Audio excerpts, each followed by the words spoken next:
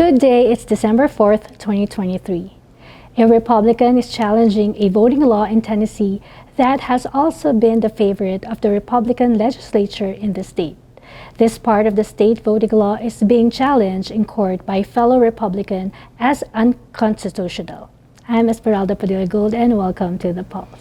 And I'm Sam Buban. Welcome to this edition of The Pulse. According to a report from the Associated Press, former ambassador to Poland and a longtime Republican politician from Tennessee, Victor Ashe, has sued the election officials in Tennessee last Wednesday over a law he claimed is so vague that he could be prosecuted for voting in a Republican primary. There is a 1972 state law that requires primary voters to be bona fide party members or declared allegiance to the party, a law that has rarely been invoked. But this year, the Republican-led legislators voted to require polling places to post warning signs stating that it's a crime to vote in a political party's primary if you are not a bona fide member of that party.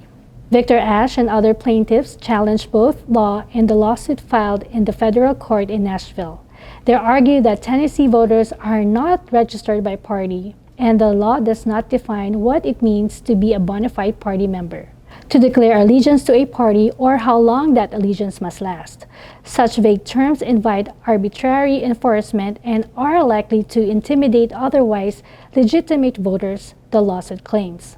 Vague statutes that chill the freedom to fully participate in the political process are unconstitutional, the lawsuit states.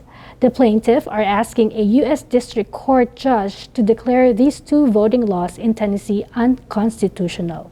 The law was intended to discourage so-called crossover voting, where members of one party vote in another party's primary in order to interfere.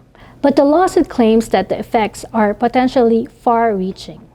Ambassador Ashe says that although he is a lifelong Republican who has served as a state representative and also a state senator and mayor of Knoxville, Tennessee, he also routinely criticizes his fellow Republicans in a weekly column for the Knoxville News Sentinel. Another plaintiff is real estate developer Phil-Am, a Democrat, but has also voted for Republicans and has made contribution to Republican candidates. The League of Women Voters of Tennessee is the third plaintiff in the case. The civic organization that helps register voters says it doesn't know how to accurately inform them but the primaries without subjecting them to potential prosecutions. The league also worries that volunteers could be subject to separate law that punishes people who promulgate erroneous voting information. The lawsuit names Tennessee Secretary of State Trey Hargett, Coordinator of Elections Mark Goines, and Attorney General Jonathan Skymerty as defendants. In the New York civil fraud case of Donald Trump, a New York State appeals court on Thursday last week has reinstated the gag order imposed upon Donald Trump and his sons and Trump attorneys for attacking court employees and witnesses. The pause on the gag order has now been lifted, and such gag order is again in force. And another violation from Judge Engoron's order prohibiting Trump and co-defendants in the case from talking publicly, posting on social media, targeting the principal law clerk and witnesses in the case will result in serious penalties. If you recall, before the filing of an appeal on the same gag order by Trump was slapped with $15,000 fine and his two lawyers were fined $10,000 each. The gag order has been the focus of the 2-month trial, overshadowing even the testimonies. Trump has been disparaging the principal clerk of Judge Arthur Engoron, Allison Greenfield, who sits alongside in the bench. Trump has attacked her on social media and had described Allison as a Democrat and biased against him, and that the law clerk is a girlfriend of Senate Minority Leader Chuck Schumer, which is not true. According to legal analyst Michael Popak in the legal blogcast Legal AF, described Trump's lawyers' lack of experience and not having practiced in a New York Manhattan Supreme Court, the equivalent of superior courts in other states, that it is hard for them to comprehend that the principal law clerk sits beside the judge and is a common practice in New York. There were so many times the gag order has been violated, according to lawyer Ben Meiseles of the Midas Touch Network, especially by Trump and defense attorney Alina Habba, who every week keeps doing interviews at Fox and other Republican conservative media. Trump also accused the principal law clerk of passing notes to Judge Engoron during the trial and is the one making decisions and biased against him. Lawyers who practice in New York, especially in the Manhattan courts, said this is normal thing in New York superior courts, that judges are being helped by their principal law clerk during the trial and in making decisions. Hours after an associate justice from the New York Court of Appeals temporarily paused the gag order on November 16th, Trump seized the opportunity to lash out again at the law clerk, Allison Greenfield, and Judge Arthur Engoron in social media posts. Trump posted, "The ridiculous and unconstitutional gag order not allowing me to defend myself against him and his politically biased and out of control Trump-hating clerk who is sinking him and his court to new levels of low is a disgrace," Trump wrote. Many lawyers, former judges, and former prosecutors had all said that what Trump is doing is not normal for a defendant in a case. In the Israel-Hamas war, the question of what the United States through the Biden administration is doing to call for protection of innocent civilians in Gaza as Israel resumes combat operations against Hamas. According to a report from CNN, in one of the most significant moves yet in the more than 50 days of the conflict, the U.S. pressured Israel to shield Palestinian civilians caught in the crossfire of the Israeli forces and the Hamas group. Secretary of State Antony Blinken laid out the American requirements during a private talk in Jerusalem with Prime Minister Benjamin Netanyahu and his war cabinet, that they made known to them the Biden administration approach in a clear and unmistakable language in public. In a televised press conference in Tel Aviv, the capital, Secretary Blinken said, "I underscore the imperative of the United States that the massive loss of civilian life and displacement of the scale that we saw in northern Gaza not to be repeated in the south." His comment came after the lapse of the 7-day pause in the fighting, which had seen more than 100 hostages released by Hamas. "I make clear that before Israel resumes major military operations, it must put in place humanitarian civilian protection plans that minimize further casualties of innocent Palestinians," Blinken added, specifically mentioning the need to safeguard hospitals, power stations, and facilities. He said Netanyahu agreed to take steps to protect civilians, according to the CNN report. According to the CNN analyst, the two big questions now is whether those efforts will be genuine and effective, and to what extent the Prime Minister and his military brass will accommodate U.S. concerns. The TV network Al Jazeera has been tracking and updating the death toll in Gaza since October 7. In the Israel side, 1,200 were killed on that attack by Hamas. Following the collapse of medical and communication services in Gaza City on November 10th, the Ministry of Health in Gaza has not been able to provide regular casualty figures. However, according to the media office in Gaza, as of November 29th, the latest casualty figures following Israeli attacks are as follows. And this one is in Gaza. Number of killed, 15,000, including 6,150 children and 4,000 women. Of the injured, the number is 36,000, with more than 75% are children and women. In the occupied West Bank, the number of people killed is 242, and that includes 57 children and the injured 2,750. That is a staggering number of dead people in a short period of time. No wonder UN Secretary General Antonio Guterres called Gaza a graveyard for children. So tragic situation. Many analysts describe Gaza as a place that is, after the Israeli military operations, a place that will be uninhabitable for years. We will take a commercial break. Please stick around.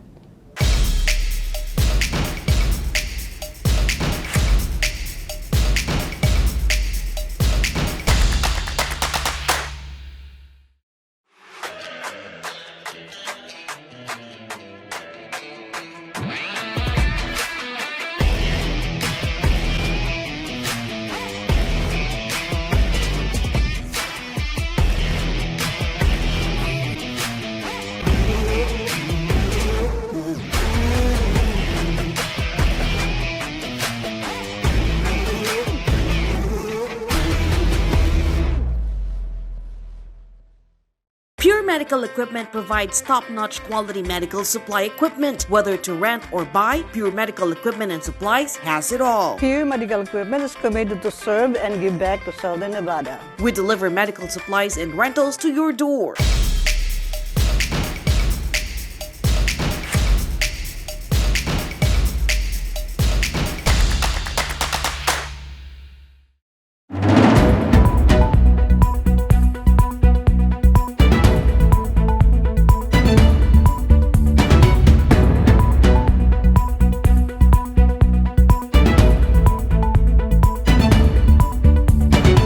Welcome back to The Pulse.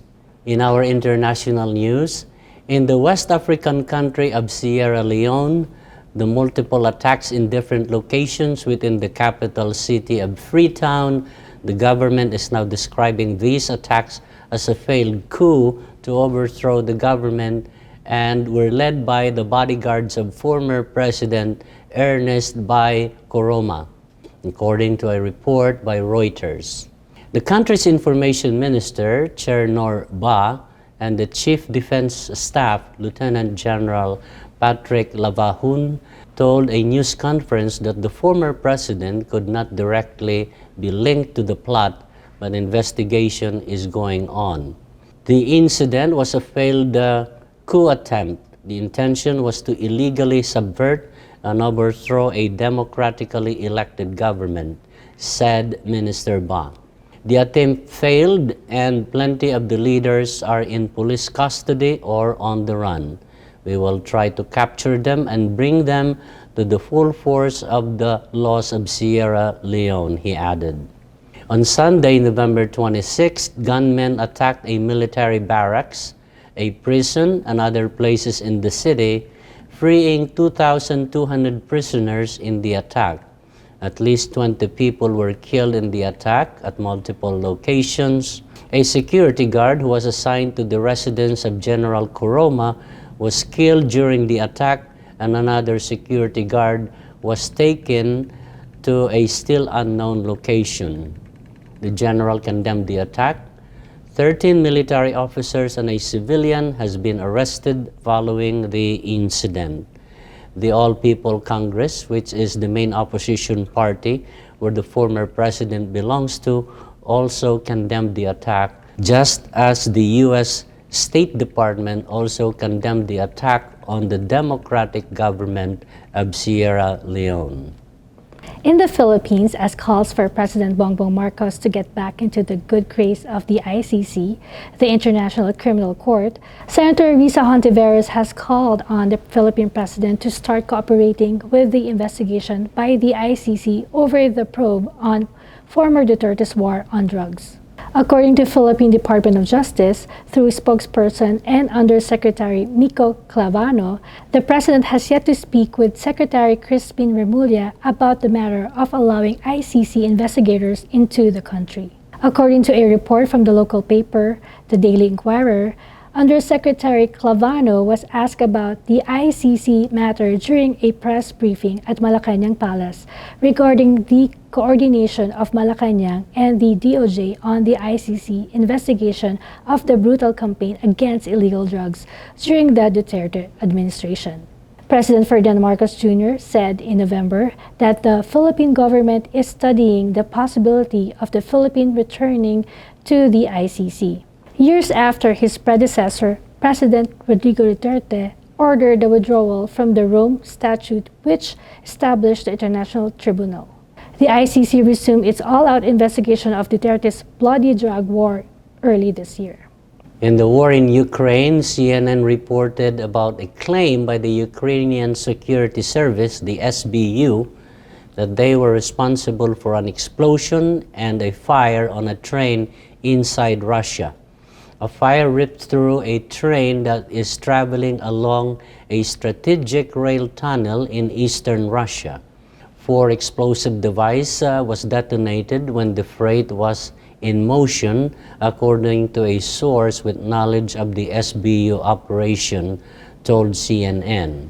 The explosion occurred in the Baikal-Amur Railway in the Besolov-Severodvinsk Tunnel in Buryatia in the eastern Siberia of Russia bordering Mongolia, according to the source. Russia has not yet called this an attack or blamed Ukraine for what it so far characterized as a cargo train fire.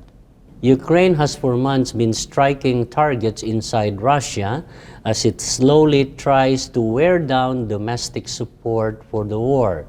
The Ukrainian source characterized the route as the only major railroad connection between Russia and China. There were no casualties reported on the incident, but the traffic was rerouted and will take longer for freight to reach into their intended destination. Some comments not related to the CNN reports observed that this is a preemptive strike against Russia in case the Russians will be getting arms supply from China. We are going to take a break. Please stay with us.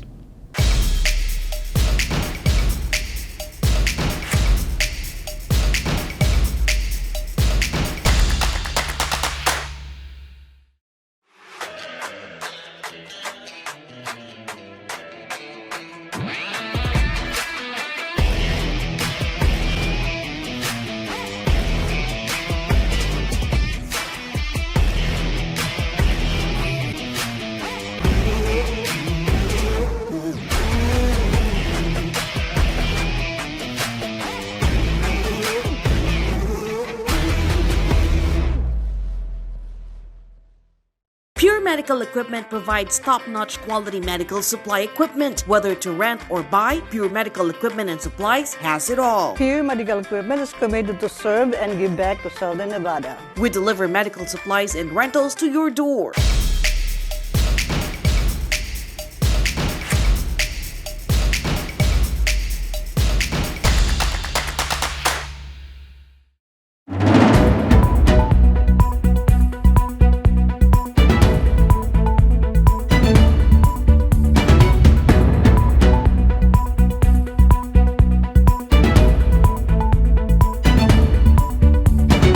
Welcome back to The Pulse. A Colorado judge who last week rendered a decision on the disqualification case against Donald Trump to remove him from being in the ballot in the Colorado election decided that 14th Amendment of the U.S. Constitution does not apply to a former president. Before a case was filed by a Colorado citizen in a state court to disqualify the former president from being included in the ballot as disqualified to run for a public office for rebellion against the United States, a very important legal opinion written by 2 known jurists and members of the conservative and Republican-leaning Federalist Society, wrote in their in-depth legal analysis that Donald Trump should already be disqualified from seeking the presidency in the 2024 election for rebellion based on preponderance of evidence. The Colorado judge Sarah Wallace agreed with the plaintiff that the evidence is there that Trump engaged in rebellion against the United States.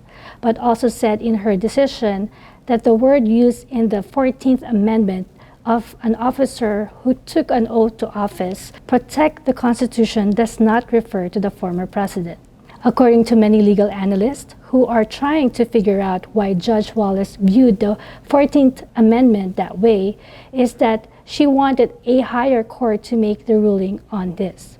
She knows a decision like this will be appealed to the state Supreme Court and eventually the U.S. Supreme Court. Any definitive decision to disqualify Trump from the ballot has far-reaching effect to the former president, as state after state can remove him from the ballot. This is not a victory for Trump yet, as he seems to claim in his social media and public speaking.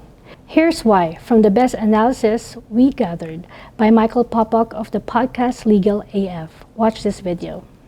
I thought that the judge in Colorado made a ruling of, yes, Donald Trump engaged in insurrection, but no, he's not an officer, even though we've talked about the 14th Amendment, Section 3, and the fact that Donald Trump, you did a great hot take on this, Popok, in prior briefing, claimed he is an officer when he was trying to remove a case to federal court. So Trump's saying that he's an officer, yet the judge in Colorado said not an officer, so therefore former presidents or people seeking the presidency, they can engage in insurrection and try to overthrow the government and they won't be disqualified. But if you're a senator and you're a member of Congress or an elector, then you can be disqualified. It makes absolutely no sense. But the petitioners in that case filed an incredible appeal brief.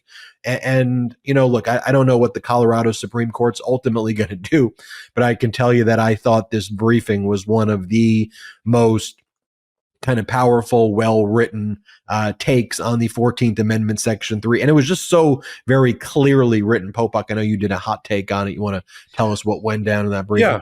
Yeah, I did. I was really impressed by the writing. And you know who was also really impressed by the writing? The somebody who's on the Mount Rushmore of the Federalist Society judges, Judge Ludwig, who came out, and I did a hot take on this, who said it was the most eloquent, efficient piece of writing, right on the money, with the proper analysis of the 14th Amendment, third section, and mapping it onto Donald Trump's conduct he's ever seen. And because he's been very critical that lawyers and judges, including Judge Wallace in Colorado, sort of were struggling with concepts they shouldn't be struggling with. Firstly, that the 14th Amendment, Section 3, which was passed during the Reconstruction period in America as to be a loyalty test to bring people who left the Union, who left positions like senators and congresspeople and went over to the Confederacy, like Jefferson Davis, who became the president of the Confederacy, who had once sworn an oath to support or defend, preserve, protect, whatever you want to call it, to all support the Constitution. If they're going to come back, as I said on a hot take, it's like there was a bouncer now at the door and you weren't getting back into the club unless you either took an oath of office, or if you already had done these bad things where you had violated through insurrection or rebellion your oath to defend the Constitution, then you're going to have your disqualification or your disability removed by Congress. This is all self-actuating. And that was driving Ludwig crazy, that and the fact that people were arguing that the rebellion and insurrection had to be against the government of the United States. That's not what it says. It's the Constitution is what you're rebelling or insurrecting about. Meaning, Donald Trump is not being tagged for being an insurrectionist or rebellious president because of what he did on Jan 6th in the attack on the Capitol. It's that he refused the peaceful transfer of power as provided for in the Constitution through his actions in his pressure campaign against Mike Pence, the use of the fake electors, and all the other things. That is the rub. That is the rebellion or insurrectionist activity. And who knows better than that than Michael Ludwig, who's now a historical figure because he was the former judge consulted by Mike Pence about to give him the steel rod up his backside to make sure that he didn't do Trump's bidding and didn't recognize the Trump fake electors instead of the Biden real electors. So he wouldn't be sitting here talking about some sort of Donald Trump with Biden fighting to get back into the seat that he was elected to through a court process. That could have happened, but that's because Michael Ludwig also then. And for those that think, oh, he's just like some old-timey guy, most of the justices on the Supreme Court, including one on the and on other courts, including, unfortunately, we're going to talk when we get to the Voting Rights Act in the Eighth Circuit, the judge who wrote the opinion is a former Ludwig clerk.